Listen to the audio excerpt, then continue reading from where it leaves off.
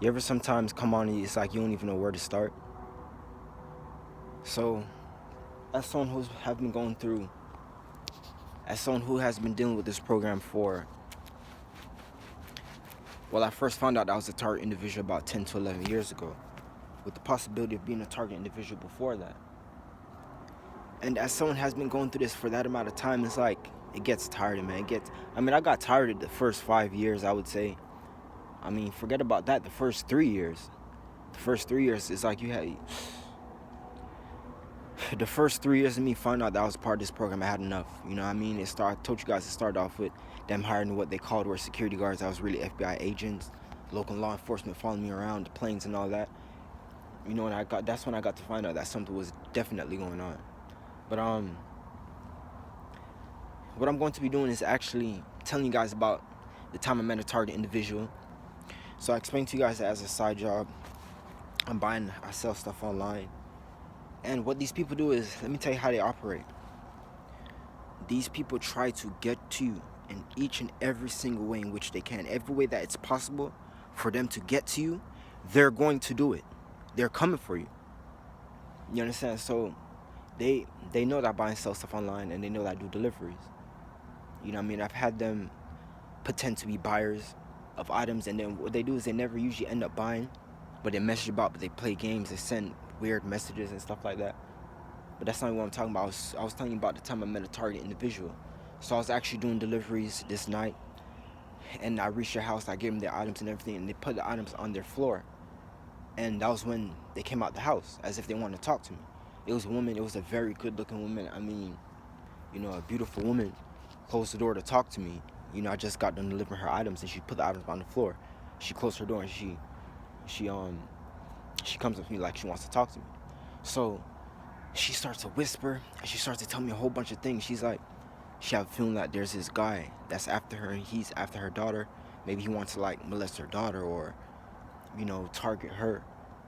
She knows that she's being targeted. She knows that he's after her and she's watching her. Yeah, she was telling me she feels like, you know, they're after her daughter. She knows that they're targeting her, but she also feels it has something to do with her daughter. Her daughter was like 1 or 2 at the time, very adorable little girl, and she was by herself. So, you know, she was just telling me all this. She was whispering, telling me all this, and throughout her telling me, I'm gonna tell you guys what she asked me to do. I did something that wasn't smart, and I'm gonna tell you what I did. But she was like talking to me, you know, she was telling me all this, and then she asked me to take a picture of someone's license plate. The person's license plate that she wanted me to take a picture of is who she believed to be a guy who was stalking her.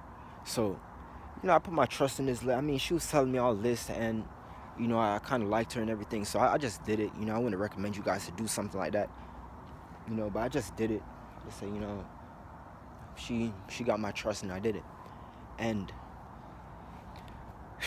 I asked her, she started telling me more when I came back, and I was asking her, are you a target individual?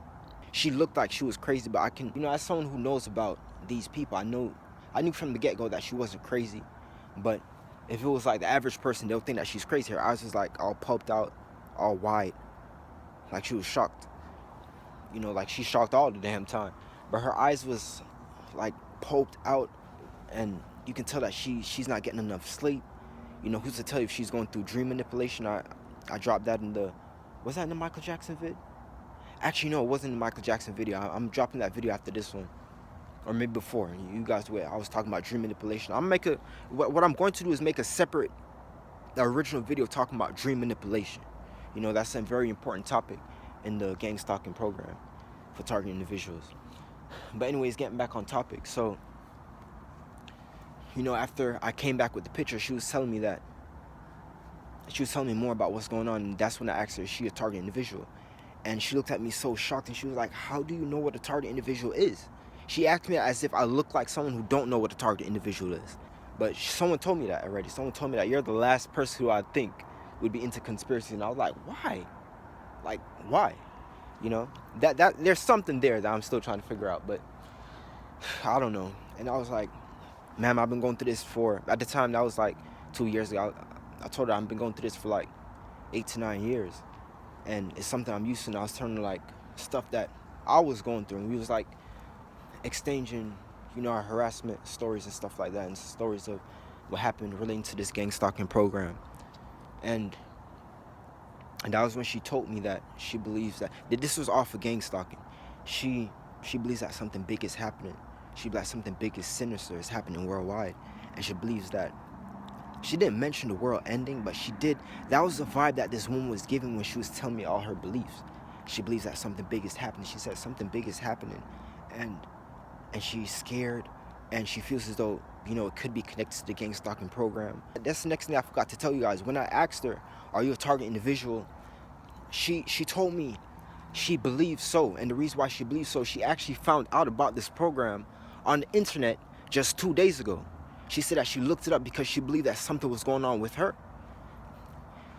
This woman was like, she's about 32 or something like that. If I were to take a guess, anywhere from 30 to 32, anywhere from 30 to 33 years old.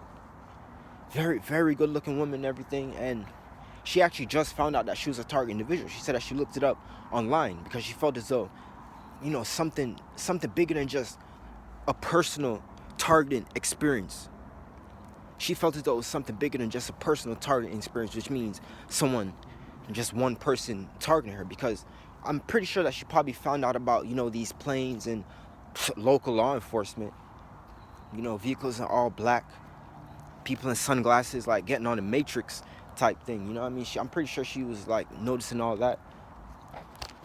But she was telling me that she believed something big is happening, and we were talking, and it just, all I can say, it just felt so, what's the word I'm looking for?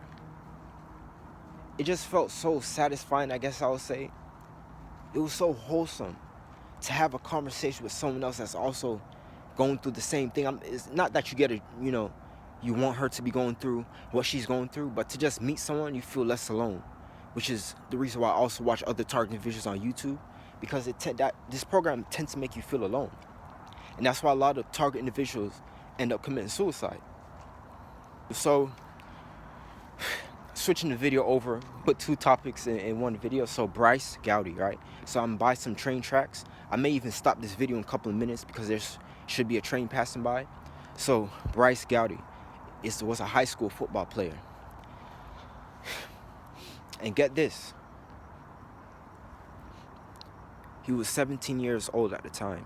And Bryce Gowdy went on train tracks and committed suicide by train. Before he did this, they interviewed his mom. His mom was telling the news that he was constantly coming to her, telling her that he sees signs of the times. He just feels like something isn't right. He feels as though he don't want to be here no more. He feels as though he's been depressed since lately. Something's just not right. He was just anxious. He was anxious, depressed. And I can never sit here and say, put any of the blame on his mom. I can never put any of the blame on his mom whatsoever. A lot of people like to do that and say there were so many warning signs, but people weren't paying attention. Listen, it's just like the saying goes, you can bring a horse to the well, but you can't let him drink it. You could try to help these people. You can help people out, but it's only but so much you can do.